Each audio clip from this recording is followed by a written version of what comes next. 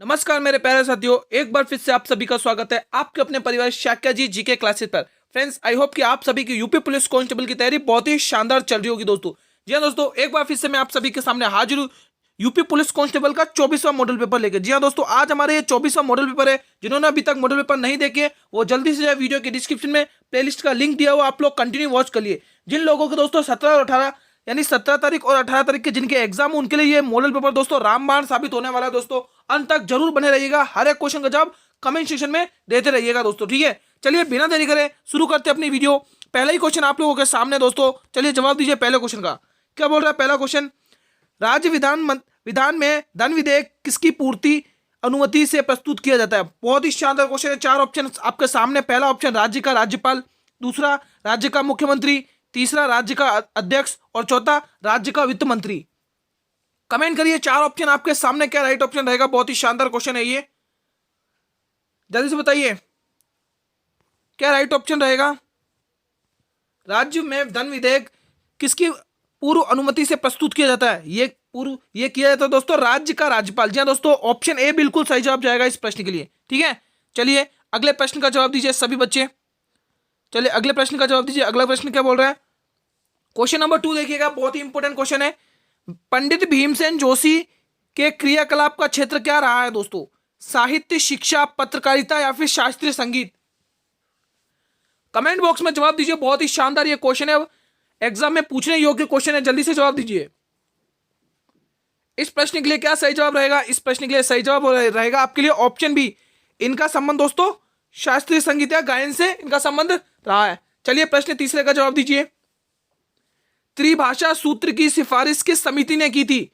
शर्मा समिति, राजमन्नार समिति, कोठारी समिति या दत्त समिति? बहुत ही शानदार ये क्वेश्चन है, कमेंट करिएगा सभी स्टूडेंट्स। आपके दोस्तों इस क्लास में सुपर फास्ट रिवीजन चलेगा दोस्तों। 60-70 क्वेश्चन अच्छा खासा रिवीजन हो जाएगा। कंटिन्यू वॉच करते रहिए। जिनका एग्जाम 17-18 तारीख को, उनके लिए ये वीडियो बहुत ही इंपॉर्टेंट है। ये मॉडल पेपर 23वां है दोस्तों, ध्यान रखिएगा। त्रिभाषा सूत्र की सिफारिश किस समिति ने की थी? इसकी सिफारिश करी थी दोस्तों कोठारी समिति ने। किसने करी थी? कोठारी समिति ने। ऑप्शन बी बिल्कुल सही जवाब है भाई, ऑप्शन बी, ठीक है। अगला प्रश्न देखिए, भोपाल गैस त्रासदी किस वर्ष घटित हुई? कमेंट करिए।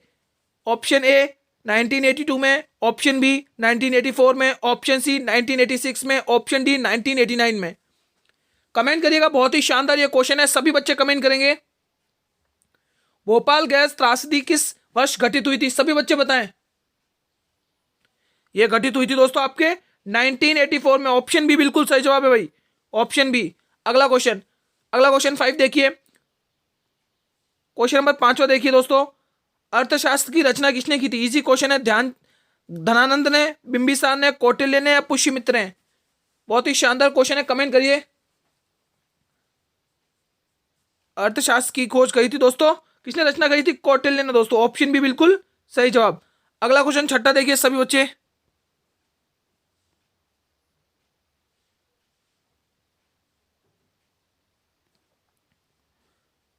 चलिए अगला क्वेश्चन देखिए 6। एक काम करते हैं, हम थोड़ा इसको जूम कर लेते हैं। चलिए हम इसको थोड़ा जूम ऊपर कर लेते हैं। हाँ, इस प्रश्न का जवाब दें मेरे सभी स्टूडेंट्स। क्वेश्चन नंबर 6, निम्न में से किसे time person of the year 2017 चुना गया था दोस्तों? The soils breakers, Narendra Modi, Donald Trump या फिर एंटोनियो गुटरेस? कमेंट करिएगा क्वेश्चन 6 का जवाब। और इसका सही जवाब क्या रहेगा? इसका सही जवाब रहेगा हमारा A option, the silence breakers को चुना गया था। क्वेश्चन नंबर 7 देखिए। क्वेश्चन नंबर 7 देखिए सभी स्टूडेंट्स। पुस्तक है किस ऑफ लाइफ। किस ऑफ लाइफ के लेखक कौन है? आदित्य राय कपूर, कोंकण सेन, शेखर सुमन या फिर इमरान हाशमी? कमेंट करिए, इजी क्वेश्चन है। और इसका सही जवाब ऑप्शन डी, इमरान हाशमी दोस्तों। ऑप्शन डी बिल्कुल सही जवाब। क्वेश्चन नंबर 8 देखिएगा सभी स्टूडेंट्स, कमेंट करिए क्वेश्चन नंबर 8 का जवाब। विश्व जल दिवस तिथि किस तिथि को मनाया जाता है? कमेंट करिएगा, किस तिथि को मनाया जाता है, जल्दी से बताएं। ये मनाया जाता है 22 मार्च को दोस्तों। कब मनाया जाता है? 22 मार्च को मनाया जाता है दोस्तों, ठीक है। तो 8 क्वेश्चन कंप्लीट हो गया। चले अगले क्वेश्चन की तरफ बढ़ते हैं। देखिए अगला क्वेश्चन देखिए, क्वेश्चन नंबर 9। चलिए क्वेश्चन नंबर 9 का जवाब दीजिए सभी स्टूडेंट्स। निम्नलिखित व्यक्तियों और उनकी विधि में कौन सुमिलित नहीं है? मजरू सुल्तानपुरी शायर है क्या? राजपाल यादव अभिनव है? आर उस श्रेष्ठ चित्रकार हैं? राजन साजन मिश्र रंगमंच है? कमेंट करिए कौन सुमिलित नहीं है, आप लोगों को कमेंट करना है, सभी बच्चे बताएंगे क्या राइट ऑप्शन होगा। तो इसमें से असंगत देखिए दोस्तों, डी है दोस्तों, राजन साजन मिश्र रंगमंच। ऑप्शन डी इस प्रश्न के लिए बिल्कुल सही जवाब है। ठीक है, अगला क्वेश्चन देखिए, क्वेश्चन नंबर 10। क्वेश्चन नंबर 10 देखिएगा दोस्तों, भारतीय संविधान में किसकी सिफारिश पर मूल कर्तव्यों को सम्मिलित किया गया था? दोस्तों जल्दी से बताइए, संतानम समिति, स्वर्ण सिंह समिति, शाह आयोग या फिर प्रशासनिक सुधार आयोग? कमेंट बॉक्स में जवाब दीजिए सभी बच्चे। क्लास बहुत ही इंपॉर्टेंट रहने वाली है, इसलिए अंत तक वॉच करना दोस्तों, मजा आ जाएगा। इस मॉडल पेपर दोस्तों आज 23वां है, शानदार क्लास चलेगी आपकी, अंत तक बने रहिएगा। क्लास अच्छी लग रही है तो क्लास को सभी स्टूडेंट एक बार कर देंगे लाइक। तो इस प्रश्न का सही जवाब स्वर्ण सिंह समिति है दोस्तों, ऑप्शन बी। किस किसने ऑप्शन बी को लॉक किया भाई? ऑप्शन बी मेरे जो भी स्टूडेंट टिक कर रहे हैं वो अपनी तैयारी बहुत ही शानदार लेवल पर कर रहे हैं, इसी प्रकार से अपनी कंटिन्यू रखिए तैयारी को। क्वेश्चन नंबर 11 देखिए, निम्नलिखित में से कौन सा युग्म सुमिलित नहीं है? झीलों की नगरी फिनलैंड, सफेद आंधियों की भूमि अर्जेंटीना, गोल्डन पेगोडा की भूमि म्यांमार, उगते सूर्य की भूमि जापान। कमेंट करिए दोस्तों कौन सा सही सुमिलित नहीं है। बहुत ही शानदार ये क्वेश्चन है, कमेंट करिएगा। कमेंट करिए दोस्तों क्या राइट ऑप्शन रहेगा। तो इसमें सही सुमिलित नहीं है, सफेद भूमि अर्जेंटीना नहीं है दोस्तों। ठीक है, तो इसके लिए आपका ऑप्शन नंबर बी बिल्कुल सही जवाब है। चलिए अगले क्वेश्चन की तरफ बढ़ते हैं। क्वेश्चन नंबर 12 देखिए, क्वेश्चन नंबर 12 क्या बोल रहा है? निम्नलिखित में से कौन रासायनिक उर्वरक का उदाहरण नहीं है? यूरिया, फास्फेट, पोटाश या कंपोस्ट? सभी बच्चे बताएंगे कमेंट सेक्शन में जवाब इसका। निम्न में से कौन सा रासायनिक उर्वरक का उदाहरण नहीं है? तो इसमें से रासायनिक उर्वरक का उदाहरण नहीं है तो वो है डी ऑप्शन, कंपोस्ट। ठीक है, क्वेश्चन नंबर 13 देखिए, बहुत ही शानदार और इंपॉर्टेंट क्वेश्चन आया एक बार फिर से। क्वेश्चन नंबर 13 क्या बोल रहा है? गदर पार्टी की संस्थापक कौन है दोस्तों? सचिंद्रनाथ सन्याल, चंद्रशेखर आजाद, लाला हरदयाल या फिर बटुकेश्वर दत्त? कमेंट करिए दोस्तों इस प्रश्न के लिए क्या राइट ऑप्शन रहेगा, सभी बच्चे बताएंगे। दोस्तों जिन्होंने अभी तक हमारा टेलीग्राम चैनल ज्वाइन नहीं किया वो जल्दी से ज्वाइन करें। टेलीग्राम चैनल का नाम है शाक्या जी जीके क्लासेस। दोस्तों आपको बिल्कुल free of cost Telegram channel पर पीडीएफ मिलेगी, ठीक है, जो आपके एग्जाम के लिए इंपॉर्टेंट रहने वाली है। ठीक है, इसलिए आप जल्दी से जुड़ जाइए हमारे चैनल से, टेलीग्राम चैनल से बिल्कुल फ्री ऑफ कॉस्ट पीडीएफ मिलेगी। अभी तक हमने 23 model paper 22 model paper complete कर लिए, या 23-24 मॉडल पेपर है दोस्तों, जो सारे के सारे मॉडल पेपर आपको टेलीग्राम चैनल पर अवेलेबल मिलेंगे। तो इस प्रश्न के लिए क्या सही जवाब रहेगा? तो इस प्रश्न के लिए आप लोगों का सही जवाब होगा लाला हरदयाल दोस्तों, ऑप्शन सी बिल्कुल सही जवाब है। ठीक है, चलिए अगले क्वेश्चन 14 की तरफ बढ़ते हैं। क्वेश्चन नंबर 14 का देखिए सभी स्टूडेंट्स। चलिए क्वेश्चन नंबर 14 देखिए, क्वेश्चन नंबर 14 क्या बोल रहे हैं? शीत युद्ध के संदर्भ में निम्नलिखित घटनाओं को कला क्रम अनुसार ज्ञात कीजिए दोस्तों। शीत युद्ध यानी कोल्ड वॉर है ना, कोल्ड वॉर के संदर्भ में निम्नलिखित घटनाओं को कला के अनुसार व्यवस्थित कीजिए दोस्तों। क्या राइट ऑप्शन होगा? बहुत ही शानदार ये क्वेश्चन है, कमेंट करिएगा दोस्तों। बहुत ही शानदार एक बार फिर से आप सभी के सामने क्वेश्चन आता हुआ है। देखिए दोस्तों इसमें आप लोगों के लिए ऑप्शन डी बिल्कुल सही जवाब बैठेगा। कैसे? पहले आता है दोस्तों आपके कोरिया युद्ध, ठीक है, उसके बाद आता है पहले नंबर पर कोरिया युद्ध, दूसरे नंबर पर क्यूबा मिसाइल संकट है ना, और तीसरे नंबर पर आता है वियतनाम युद्ध, और चौथे नंबर पर बर्लिन की दीवार का विखंडन। ठीक है, तो ये आपका सही हो जाएगा। चलिए अगला क्वेश्चन, क्वेश्चन नंबर 15 देखिए, निम्नलिखित गैसों में से कौन सी एक ग्रीन हाउस गैस नहीं है? ये 4 ऑप्शन आपके सामने, इजी सा क्वेश्चन है, कमेंट कर दीजिएगा कमेंट सेक्शन में। ये सभी के सभी प्रीवियस ईयर के क्वेश्चन है दोस्तों, आपके एग्जाम के लिए बहुत ही इंपॉर्टेंट है, इसलिए वीडियो को पूरा अंत तक वॉच करना दोस्तों। ठीक है, कमेंट सेक्शन में बताइए इस प्रश्न के लिए क्या राइट ऑप्शन रहेगा।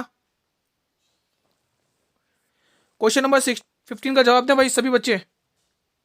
इसका सही जवाब क्या रहेगा? इसका सही जवाब रहेगा दोस्तों आपके O2। O2 एक ग्रीन हाउस गैस नहीं है दोस्तों। चलो अगला क्वेश्चन, नहीं O2 नहीं होगा दोस्तों, हाँ O2 ही है। ठीक है, O2 ही है, ऑप्शन डी बिल्कुल सही जवाब है। क्वेश्चन नंबर 16 देखिए, भारत का प्रथम विधि अधिकारी कौन होता है? भारत का मुख्य न्यायाधीश, भारत का महान न्यायवादी, भारत का राष्ट्रपति या फिर लोकसभा अध्यक्ष? कमेंट करिए दोस्तों, भारत का प्रथम विधि अधिकारी कौन होता है? भारत का मुख्य न्यायाधीश, भारत का महान न्यायवादी या भारत का राष्ट्रपति या लोकसभा अध्यक्ष? दोस्तों सुपर फास्ट क्लास रहेगी, मैं भी थोड़ा फास्ट चलूंगा। आप लोग कमेंट करिए क्योंकि हमें 60-70 क्वेश्चन सॉल्व करने हैं। जल्दी से जवाब दीजिए। इसका सही जवाब होगा भारत का मानववादी दोस्तों, ऑप्शन बी इस प्रश्न के लिए बिल्कुल सही। अगला क्वेश्चन, क्वेश्चन 17, निम्नलिखित में से कौन सा सोलर सेल में उपयोग किया जाता है? सिलिकॉन, सीरियम, St10 या फिर वेनेडियम? कमेंट बॉक्स में जवाब दीजिए सभी बच्चे। निम्न में से कौन सा तत्व सोलर सेल में उपयोग में किया जाता है? कमेंट करिएगा दोस्तों सभी बच्चे, क्या राइट ऑप्शन होगा? जल्दी से सभी स्टूडेंट कमेंट करें क्या राइट ऑप्शन होगा। इसका सही ऑप्शन रहेगा दोस्तों सिलिकॉन दोस्तों, ऑप्शन ए। इसमें ऑप्शन ए बिल्कुल सही जवाब जाएगा। चलिए अगले क्वेश्चन की तरफ बढ़ते हैं। अगला क्वेश्चन क्या बोल रहा है? क्वेश्चन नंबर 18 देखिए सभी स्टूडेंट्स। क्वेश्चन नंबर 18 क्या है? किसी देश के यूरोपीय संघ से अलग होने की प्रक्रिया किस संधि के 50वें अनुच्छेद के प्रावधानों के अनुसार प्रारंभ होती है? बर्लिन संधि, मास्को संधि, लिस्बन संधि या फिर स्टॉकहोम संधि? कमेंट करिएगा। बहुत ही शानदार ये क्वेश्चन है। 4 ऑप्शन आपके सामने हैं, क्या राइट ऑप्शन रहेगा? तो आप लोग ऑप्शन टिक करेंगे। लिस्बन संधि, ऑप्शन बी बिल्कुल सही जवाब है भाई, इसके लिए बी ऑप्शन, ठीक है। क्वेश्चन नंबर 19 देखिए, व्यष्टि अर्थशास्त्र और समष्टि अर्थशास्त्र शब्दों का निर्माण किसने किया था? अल्फ्रेड मार्शल, रेनग्रेन फ्रिंच, कार्ल मार्क्स या फिर J.M. किन्स? सभी बच्चे कमेंट करेंगे, सभी बच्चे बताएं। इसका सही जवाब रहेगा दोस्तों J.M. किन्स दोस्तों, ऑप्शन डी बिल्कुल सही जवाब। चलिए अगले क्वेश्चन की तरफ बढ़ते हैं। Question number 20, drain of wealth. Drain of wealth का सिद्धांत किसने प्रतिपादित किया था? मार्शल ने, एडम स्मिथ ने, दादाभाई नौरोजी ने या इनमें से कोई नहीं? कमेंट करिए। इसका सही जवाब हो जाएगा दोस्तों इनमें से कोई नहीं दोस्तों, ऑप्शन डी बिल्कुल सही जवाब है। चलिए अगला क्वेश्चन देख लेते हैं। चलिए अगला क्वेश्चन, इसका जवाब दीजिए। क्वेश्चन क्या बोल रहा है हमारा? अगला क्वेश्चन क्या है? संसार की छत किसे कहा जाता है? किलिमंजारो पठार का, पामीर नोट या फिर कंचनजंगा या इंदिरा कॉल? कमेंट करिए। क्वेश्चन नंबर 21 का सही जवाब क्या होगा? इसको कहा जाता है पामीर नोट को कहा जाता है, ऑप्शन सी आपके लिए बिल्कुल सही जवाब है, ठीक है। अगले क्वेश्चन की तरफ बढ़ते हैं। चलिए अगला क्वेश्चन देख लेते हैं। चलिए अगला क्वेश्चन देख लेते हैं, ठीक है। क्वेश्चन नंबर 24 का जवाब दीजिए। क्वेश्चन नंबर 24 का जवाब दें। क्वेश्चन नंबर 24 देखिए, भारत का पर्यावरण निशान का चिन्ह है दोस्तों, उगता हुआ सूर्य, मिट्टी का बर्तन, गेहूं की खेत, बाली या फिर सिंह? कमेंट में जवाब दे सभी स्टूडेंट्स। भारत में पर्यावरण निशान का चिन्ह है उगता हुआ सूर्य, मिट्टी का बर्तन, सिंह या फिर गेहूं की बाली? कमेंट करें। इसका दोस्तों सही जवाब हो जाएगा दोस्तों आपकी, क्या होगा? इसका सही जवाब होगा मिट्टी का बर्तन दोस्तों, ऑप्शन बी बिल्कुल सही जवाब है, ठीक है। चलिए अगला क्वेश्चन, क्वेश्चन नंबर 25, राज्य अधिकार आयोग के अध्यक्ष की नियुक्ति कौन करता है? राष्ट्रपति, राज्यपाल, प्रधानमंत्री या मुख्यमंत्री? सभी बच्चे कमेंट सेक्शन में जवाब देंगे। इस प्रश्न के लिए क्या सही जवाब रहेगा? इस प्रश्न के लिए आप लोग सी ऑप्शन को टिक करेंगे। कौन करता है दोस्तों? राज्यपाल करता है दोस्तों। कौन नियुक्ति करता है? राज्यपाल। क्वेश्चन 26, प्रथम पंचवर्षीय योजना में सर्वोच्च प्राथमिकता दी गई थी दोस्तों, किसको दी गई थी? कृषि, व्यापार, उद्योग, वाणिज्य? इजी प्रश्न है, जल्दी से जवाब दीजिए।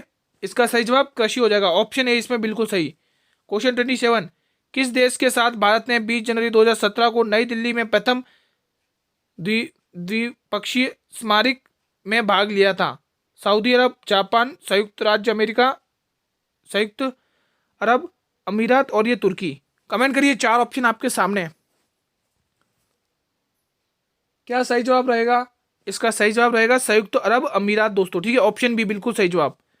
अगला क्वेश्चन, क्वेश्चन 28, निम्नलिखित में से कौन सा एक भारतीय राष्ट्रीय जलीय प्राणी है दोस्तों? खारे पानी का मगर, ऑलिव रिडले टर्टल, गंगा की डॉल्फिन या फिर घड़ियाल? कमेंट करिएगा दोस्तों, बहुत ही शानदार ये क्वेश्चन है, सभी बच्चे कमेंट करेंगे। क्या सही जवाब रहेगा जल्दी से बताइए।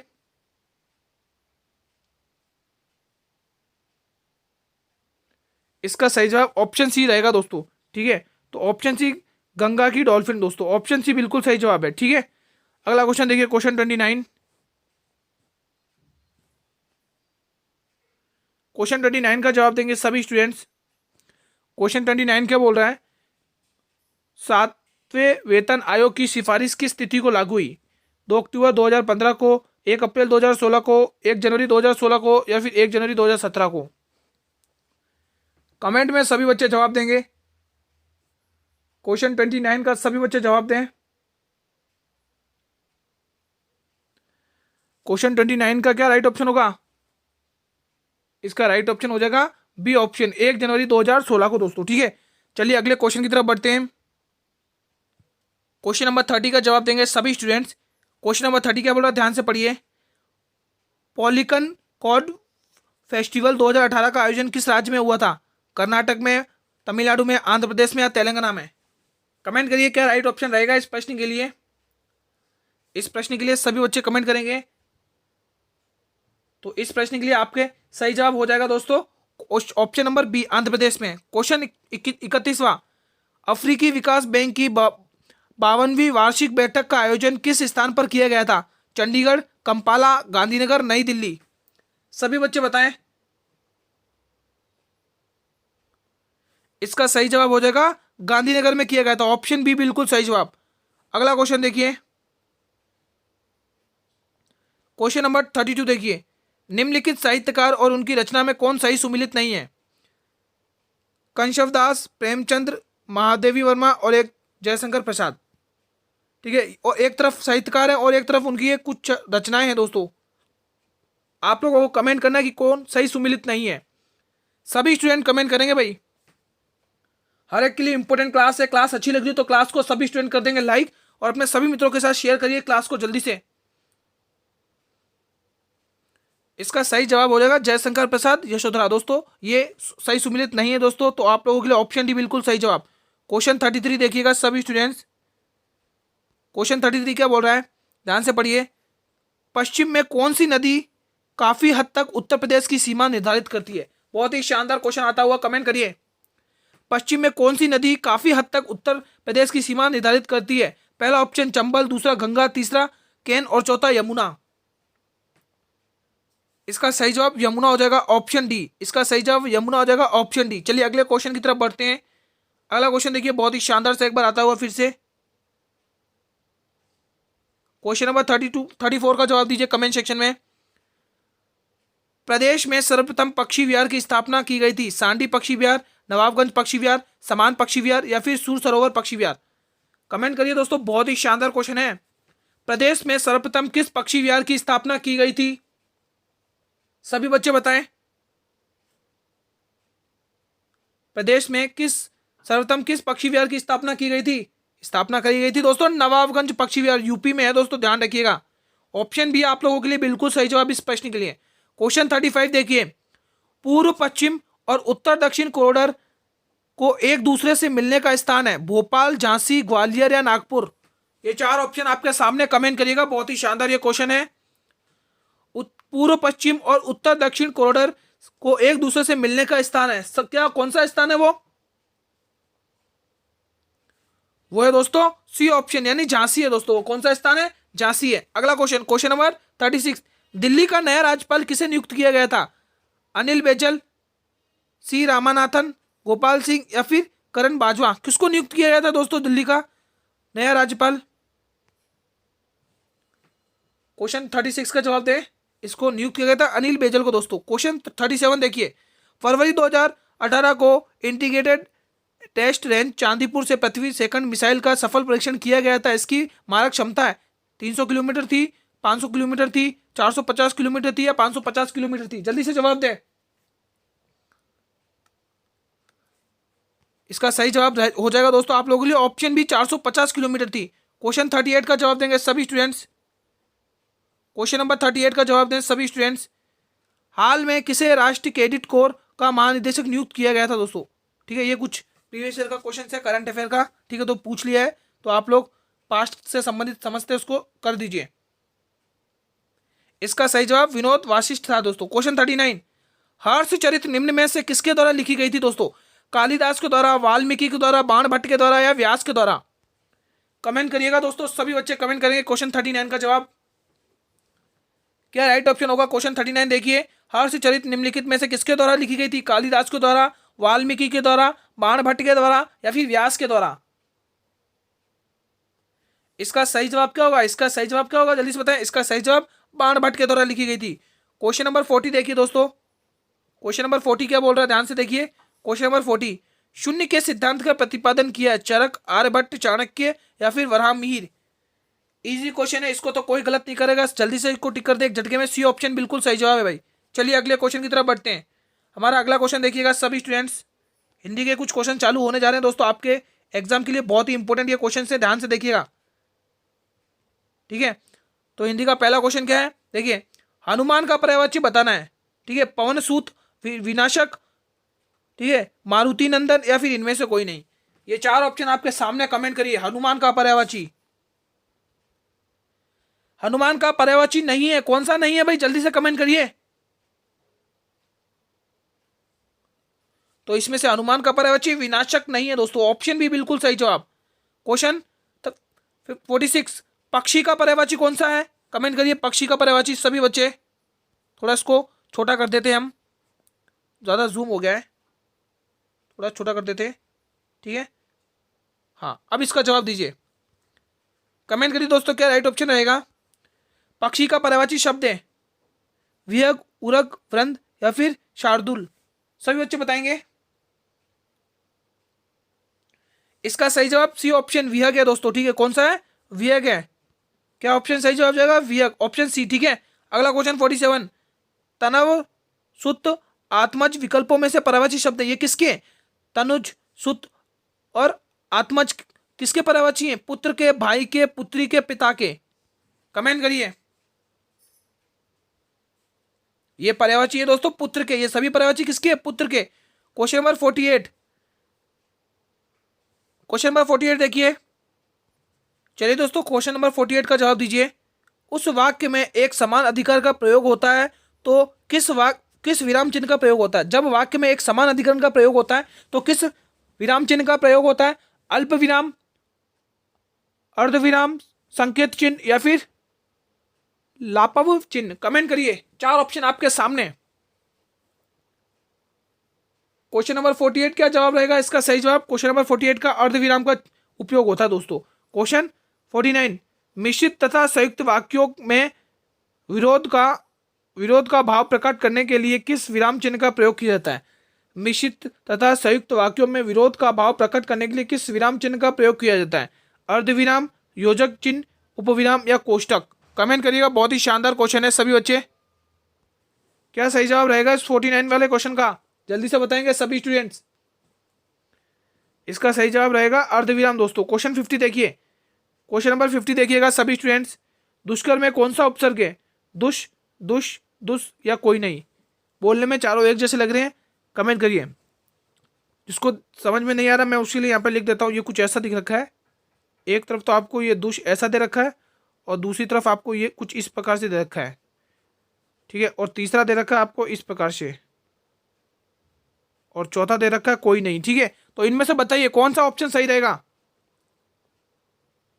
इनमें से आपके ये बी वाला ऑप्शन सही रहेगा, दुष वाला, ठीक है। ठीक है दोस्तों, क्वेश्चन नंबर 51 देखिए। निम्न में से किस उपसर्ग का अर्थ विशिष्ट या भिन्न है? विष, विनाश, विष या वी? कमेंट करिएगा। बहुत ही शानदार सा क्वेश्चन है ये, सभी बच्चे कमेंट करके बताएं भाई कौन सा सही जवाब रहेगा इस प्रश्न के लिए। निम्न में से उपसर्ग का विशिष्ट भिन्न है दोस्तों, जल्दी से बताइए, भिन्न है कौन सा है? तो 51 का आप लोग ए ऑप्शन टिक करेंगे, विष, ठीक है। कौन सा है? ये वाला विष, ये भिन्न है, ठीक है भाई। अगला क्वेश्चन 52, निम्न में से किस शब्द में निर उपसर्ग प्रयोग नहीं है? निर्जीव, निरोग, निर्धन, कोई नहीं? बताइए दोस्तों कि ये निर उपसर्ग किस में प्रयोग नहीं है? सभी बच्चे बताएंगे कमेंट सेक्शन में। अगर आपको पीडीएफ चाहिए तो क्लास की आपको टेलीग्राम चैनल से जुड़ना पड़ेगा, और टेलीग्राम चैनल का लिंक वीडियो के डिस्क्रिप्शन में दिया हुआ है।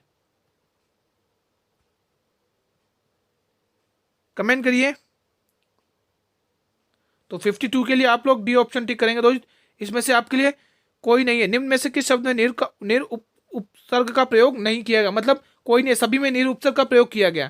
क्वेश्चन आप लोग अब क्वेश्चन देखेंगे 53, ठीक है। तो चौपाई में कौन सा उपसर्ग प्रयोग किया गया? शब्द क्या है? चौपाई। ये मैं आपके सामने शब्द लिख देता हूँ। ये शब्द है आपका चौपाई। इसमें आपको बताना है कि कौन से शब्द का, कौन सा उपसर्ग का प्रयोग किया गया है। हिंदी उपसर्ग का, संस्कृत उपसर्ग का, या फिर विदेशी उपसर्ग का, या कोई नहीं। ये 4 ऑप्शन आपके सामने कमेंट करिएगा। चौपाई में कौन सा उपसर्ग प्रयोग किया गया है? इसमें प्रयोग किया गया हिंदी उपसर्ग दोस्तों। कौन सा उपसर्ग प्रयोग में लिया गया है? इसमें लिया गया है दोस्तों आपके लिए हिंदी उपसर्ग दोस्तों। ऑप्शन ए बिल्कुल सही जवाब है। चलिए अगला क्वेश्चन 54। निम्न में से कौन सा वाक्य शुद्ध है? तुम्हारे से कोई काम नहीं हो सकता, नेताजी की मृत्यु शोभजक है, फलों का विक्रेता मुझे प्रतिपादन फल दे जाता है, दिन भर वह कड़े परिश्रम करता है। कमेंट करिए कौन सा वाक्य गलत है। सही जवाब बताएं जल्दी से सभी स्टूडेंट्स। तो गलत कौन सा है दोस्तों? आपके लिए सी ऑप्शन गलत है। फलों का विक्रेता मुझे प्रतिदिन फल देता है, तो आप लोगों के लिए सी ऑप्शन बिल्कुल गलत है। क्वेश्चन नंबर 55 देखिए। निम्न में से कौन सा वाक्य अशुद्ध है? पहला ऑप्शन, तुम्हारे माता पिता क्या काम करते हैं? उसने अपनी बात धीरे से बताई। गर्मियों की एक बात सुनाता हूं, तुम्हारे घर चले जाओ। बताइए अब इसमें से आप क्या ऑप्शन सही अशुद्ध है दोस्तों? सभी बच्चे कमेंट करेंगे। इसमें दोस्तों क्या अशुद्ध है?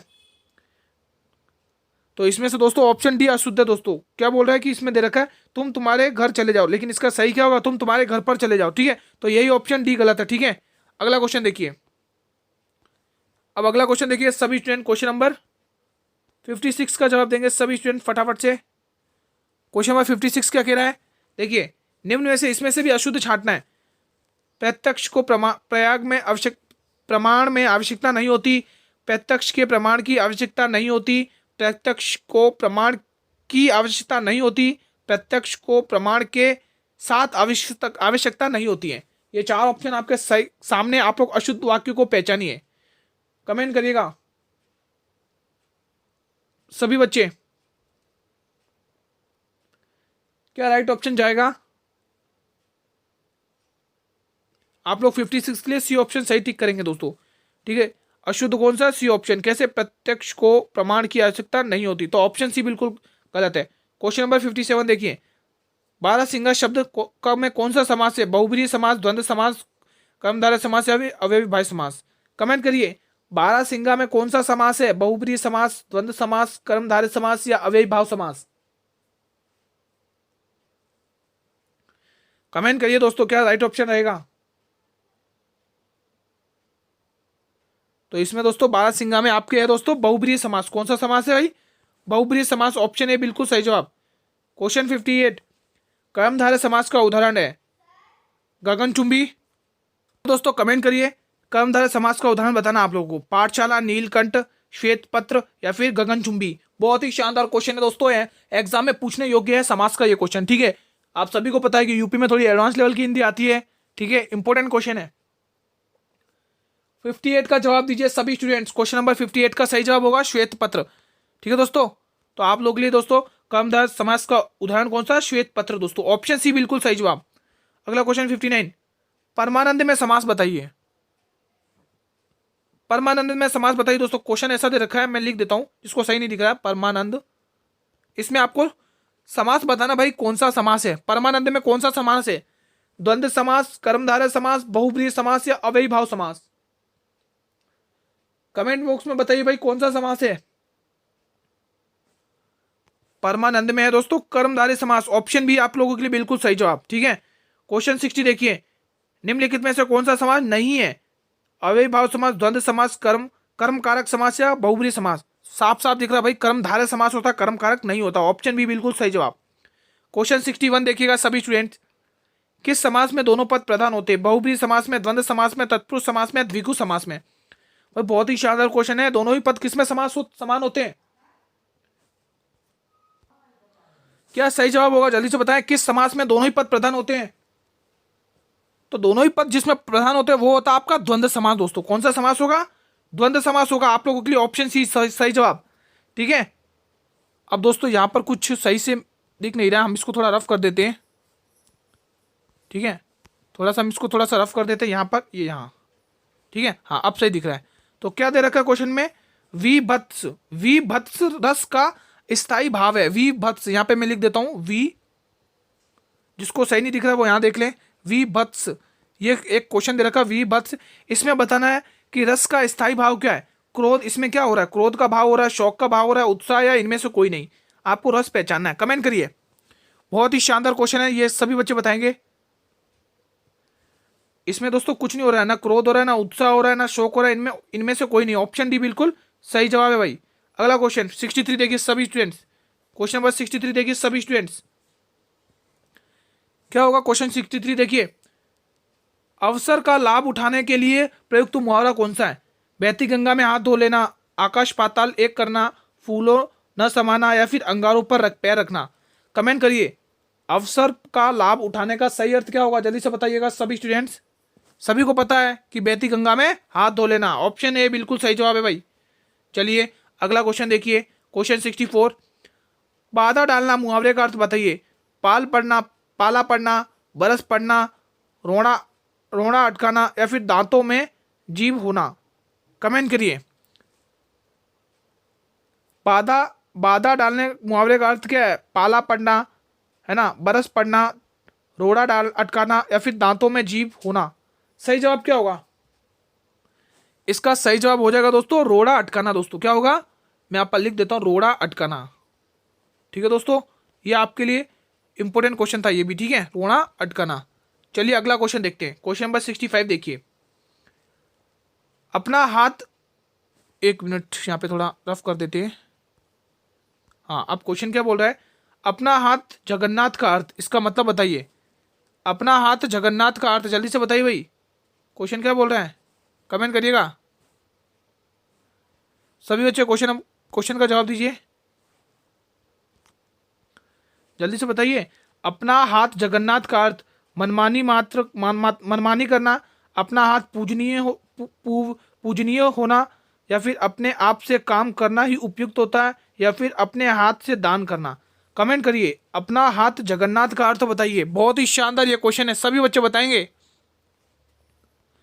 इस प्रश्न के लिए क्या सही जवाब रहेगा, तो इस प्रश्न के लिए आप लोग ऑप्शन सी को टिक करेंगे, अपने आप से काम करना ही उपयुक्त होता है। चलिए क्वेश्चन नंबर 66 का जवाब दीजिए। मैं तुम सबको सब समझाता हूं, तुम सब एक जैसे होने के लिए उपयुक्त। कमेंट करिए, चोर चोर मौसेरा भाई, एक ही थैली के चट्टे पट्टे, कोरबेर का संग, या फिर जैसे जगन्नाथ वैसे सांपनाथ, जैसे नागनाथ वैसे सांपनाथ। कमेंट करिए। क्वेश्चन बोल रहा है, मैं तुमको सबको सूझ बताता हूं, यानी उपाय बताता हूं, तुम सब एक जैसे हो, एक जैसों के लिए प्रयुक्त क्या है, सही बताइए। जवाब दें जल्दी से, क्या सही जवाब होगा इस प्रश्न के लिए, क्या सही जवाब होगा इस प्रश्न के लिए, ऑप्शन बी, एक ही थाली के चट्टे पट्टे, है ना, ऑप्शन बी। चलिए अगला क्वेश्चन देख लेते हैं, अगला क्वेश्चन क्या बोल रहा है।